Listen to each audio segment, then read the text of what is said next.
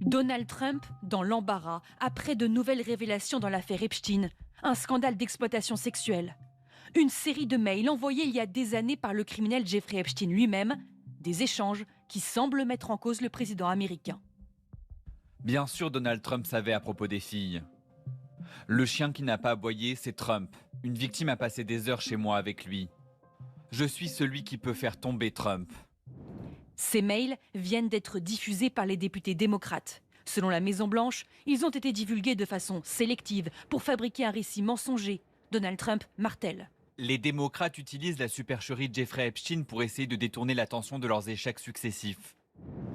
L'affaire Epstein, un trafic pédocriminel tentaculaire à la portée internationale. Le prince Andrew, par exemple, a perdu son titre suite à des accusations d'agression. D'autres grands noms sont cités, mais seul Jeffrey Epstein et son ex-compagne ont été arrêtés et condamnés. Mais en 2019, Epstein est mort en prison, officiellement d'un suicide, juste avant un grand procès. Depuis, les spéculations vont bon train et passionnent le camp républicain. Pendant la campagne, Donald Trump promet que tous les dossiers de l'affaire seront rendus publics, notamment la liste des clients de Epstein. Allez-vous déclassifier les dossiers Epstein ? Oui. Mais depuis qu'il est à la Maison-Blanche, il a fait volte-face. Seuls quelques fichiers ont été publiés, l'affaire a été classée par le FBI et Donald Trump ne veut plus en entendre parler. Cette affaire, c'est pour faire diversion. Ce sont des conneries. Donald Trump n'a jamais été accusé de quoi que ce soit par une des victimes. L'ex-compagne de Epstein l'a dédouané depuis sa cellule. Mais l'amitié passée entre les deux hommes déchaîne les spéculations, tout comme les révélations successives.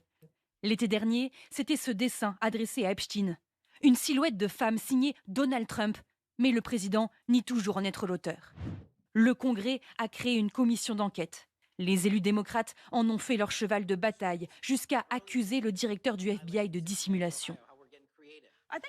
Je pense que ce qu'il se passe, monsieur le directeur Patel, c'est que soudain vous avez découvert que le nom de Trump était partout sur ces fichiers et vous avez commencé une immense dissimulation.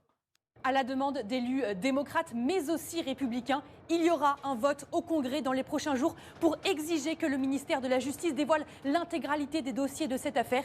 Le feuilleton est donc loin d'être terminé.